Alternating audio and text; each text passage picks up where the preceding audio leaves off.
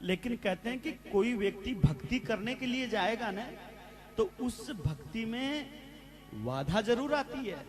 आप अगर एक कदम भी भगवान की तरफ बढ़ाओगे, और आज तक जिसने भी भक्ति करने की सोची है, भक्ति मार्ग में आगे बढ़ा है, उसके जीवन में बड़ी तकलीफ आई है। बुद्धिमान व्यक्ति वही है, विवेकशील व्यक्ति वही है कि समय का ध्यान रखते हुए अपने विवेक पूर्ण धैर्य का पालन करे, और जो अपना कर्म है उस कर्म को करते रहें। यही बुद्धिमान व्यक्ति के लक्षण है।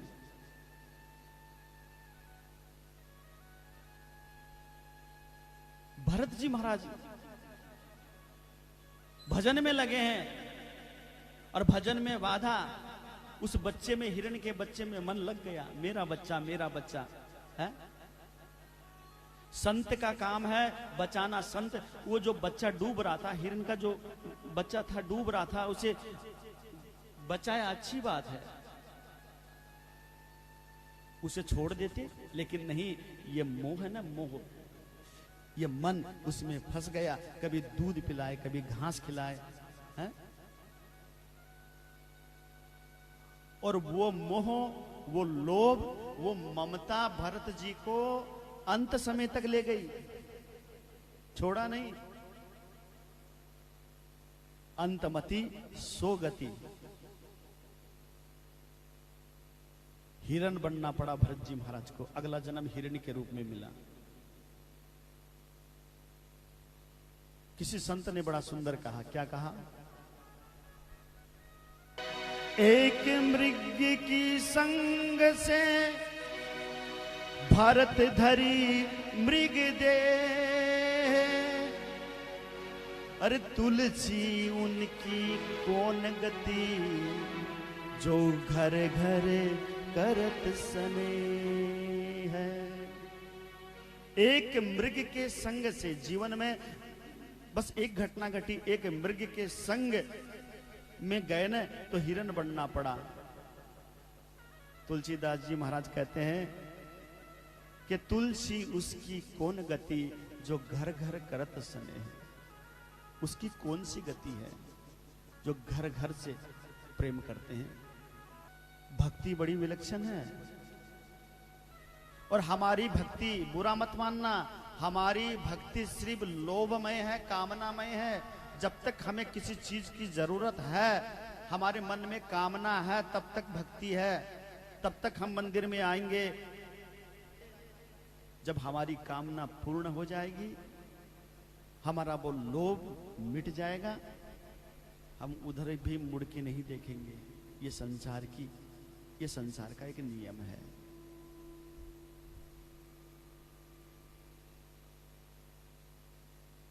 धन्यवाद हम करना नहीं जानते। किसी ने कितना भी कुछ कर लिया, हम उसको धन्यवाद देते हैं? बताओ। ये दुनिया है, ये कलयुग है, ये संसारिक लोग हैं। चाहे तुम किसी का कितना भी कर दो, तुम्हारा जस गाने वाला कोई नहीं है। कोई ये भी कहने वाला नहीं है कि तुमने बड़ा अच्छा किया है।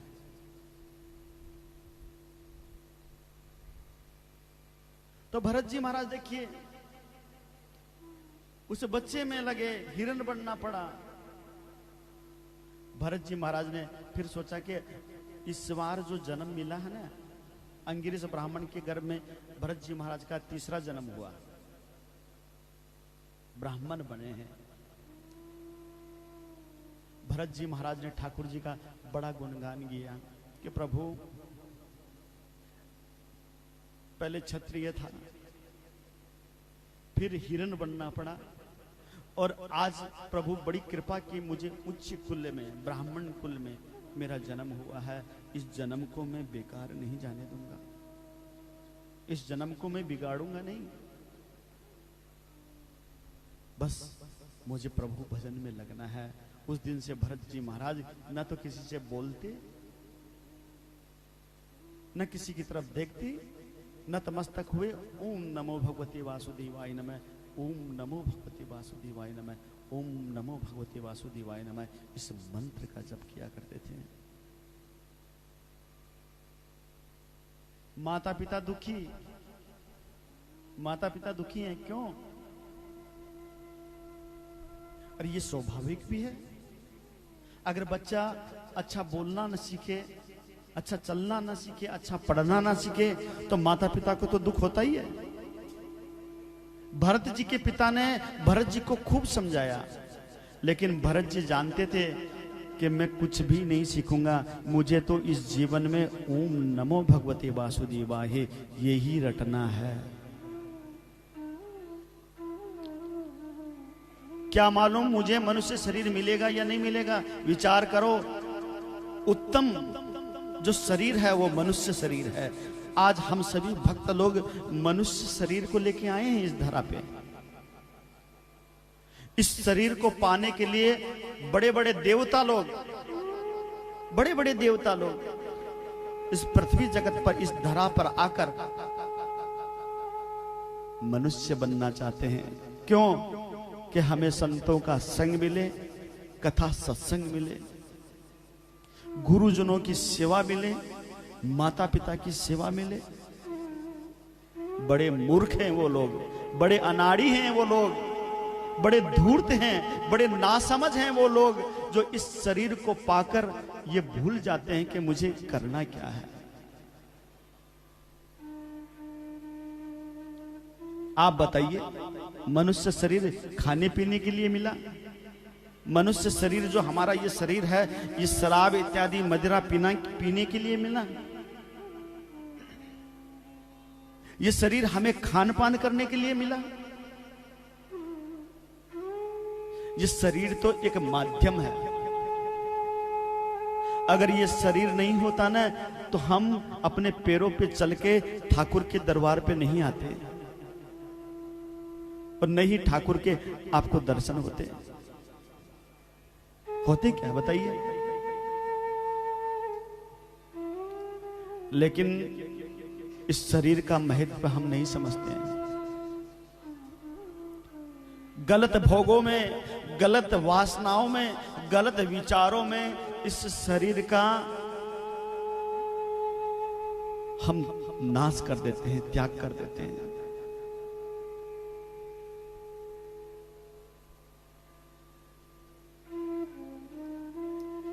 पता नहीं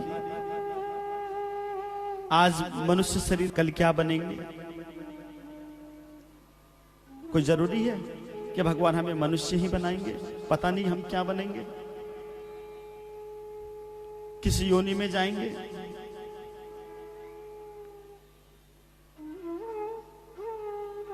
इसलिए मैं ये आपको ये कहना चाहूंगा, इस कथा पे मैं इसलिए जोर दे रहा हूं कि तुम अपने को,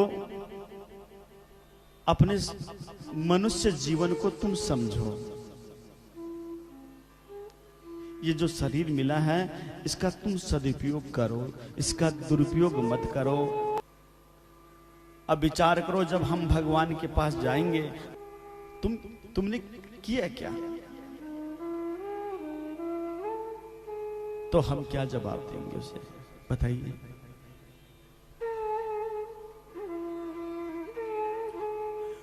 हम जाते हैं तो इस मन रूपी चादर को हम इतना मेला करके, इतना विसेला करके ले जाते हैं, जब भगवान हमसे पूछेंगे तो हम सर उठा के बात नहीं कर पाएंगे। अरे जिसका तू जैसा लिया है बियांक लो तो दे पाचो।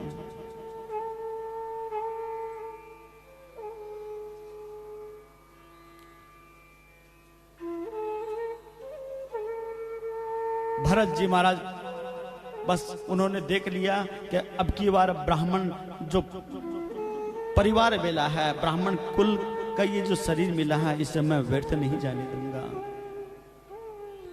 बस मुझे भक्ति करनी है, प्रभु भक्ति करनी है।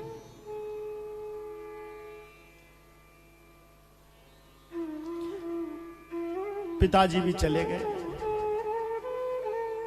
माँ बाप रहते हैं तब तक तो वो सनाथ, और माँ बाप चले जाते हैं तो खुद को हम अनाथ बताने लगते हैं कि हम अनाथ हो गए। बताते हैं ना कि भाई माँ बाप को हाथ सिर से उड़ जाना, आप कहें क्या अब मैं अनाथ हो गया। अरे माँ बाप, जब तक माँ बाप हैं वो ही देवता हैं, और जब माँ बाप चले जाए तो भगवान कहता है क्यों चिंता करता है, मैं हूं ना। उस परमात्मा को अपनी मां मान लो, उस भगवान को ही अपना पिता मान लो। आरती गाते हो ना, आरती में बड़ी सुंदर लाइन बोलते हो आप, क्या बोलते हो? मात पिता तुम मेरे, शरण गहूं में किसकी, तुम बिन और न दूजा, प्रभु बिन और न दूजा, आस करूं मैं किसकी। ओम जय जगदीश हरे। माता पिता तुम मेरे,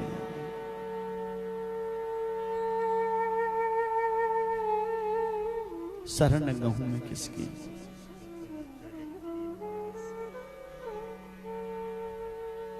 इसलिए कभी खुद को अनाथ मत मानो, अकेले मत मानो। ठाकुर जी बड़े दयालु हैं, वो हमारे साथ रहते हैं हर पल। तुम देखो, तुम महसूस करो। हवा चलती है ना, अब भाड़ चल रही है ना हवा, ये हवा नापा, ये को रंग रूप थोड़ी है कि भाई अकाली है, पीली है, धोड़ी है, क्या के लिए, ये को रंग थोड़ी है। इसको हम महसूस करते हैं। ये शरीर पे जब लगती है ना, जहां आपन महसूस हुआ काई हुआ, हवा चल रही है, हवा चल रही है, हमें महसूस होता है। वैसे ही हमारे परमात्मा, हमारे ठाकुर जी महाराज, हम ढूंढते ढूंढते हैं, कभी मंदिर में जाके ढूंढते हैं, कभी हरिद्वार जाके ढूंढते हैं, कभी गया जी जाके ढूंढते हैं, कभी वृंदावन में ढूंढते हैं। खोजबा का चक्कर में है ना, ये जीवन की गाड़ी छूटी जा रही है। पूरी जिंदगी हो गई ढूंढते ढूंढते, कभी इस मंदिर में, कभी उस मंदिर में, कहां कहां हम ढूंढते घूम रहे हैं, फिर भी उस परमात्मा के हमें दर्शन नहीं हुए। जीवन की गाड़ी छूटती जा रही है। इसलिए भरत जी महाराज मन में विचार करें कि मनुष्य शरीर मिला है, तो इस शरीर को मैं व्यर्थ नहीं जाने दूंगा, बस प्रभु नाम में लग जाते हैं। आपने कल कथा सुनी थी कि भरत जी महाराज को अच्छा भोजन नहीं मिलता था, रूखी सूखी रोटी, सूखी रोटी 2-3 दिन भूखे हो जाए ना, जली सूखी रोटी, वो रोटी भोजन दिया करते थे।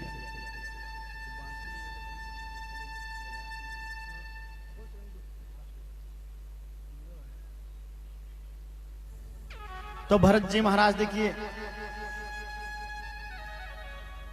जैसा भी भोजन मिले रूखा सूखा जल में भिजोए, अगर सूखी हो ना तो पानी में डुबो डुबो के खा ले, लेकिन रसना का स्वाद नहीं देखा। जब भक्ति पे चले तो घर से निकाल दिया गया। कहां निकाल दिया गया? घर से निकाल दिया गया। खेत में आए,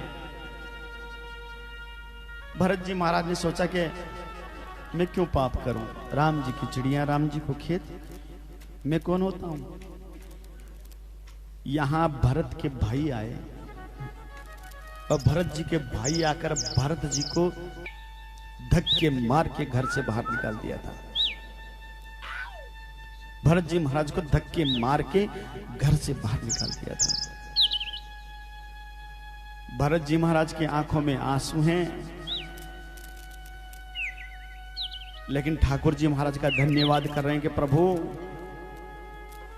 आज अच्छा दिन है, आज इस गृहस्थी से मेरा बंधन छूट गया, ये नाता टूट गया। अब प्रभु न तो मुझे कोई रोकने वाला, न मुझे कोई टोकने वाला, अब मैं आपकी भक्ति करता रहूंगा। बस विचार करो, हम गृहस्थी लोग हैं, हमारे जीवन में बार बार वैराग्य उत्पन्न होने की कोशिश करता है। जब घर में लड़ाई होती है ना, परिवार में लड़ाई हो जाती है, माँ बेटे में हो जाए, बाप बेटे में हो जाए, तो मन में वैराग्य आता है कि अटकोन रेणु आपन चालनु है,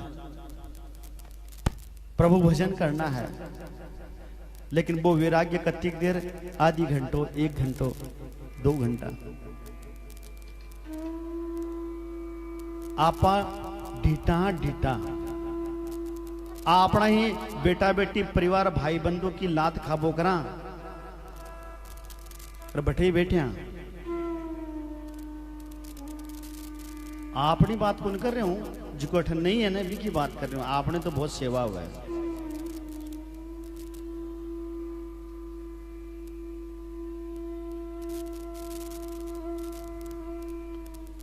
आपने बड़ी सेवा हुआ है। आपने तो अपना टाबर ने बड़ी सेवा करा। आपने अपना टाबर तो रात में सोवा ना आपा, जहां अपना पग दबार अपन 4 बार पूछ रपच सोवे के बापूजी अब निरोगा हो,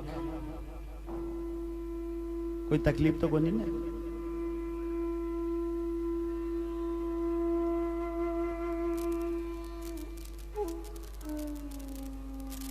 भरत जी महाराज को ऐसा लगा, वैराग्य धारण कर लिया, वन में चले गए, प्रभु भजन में लग गए।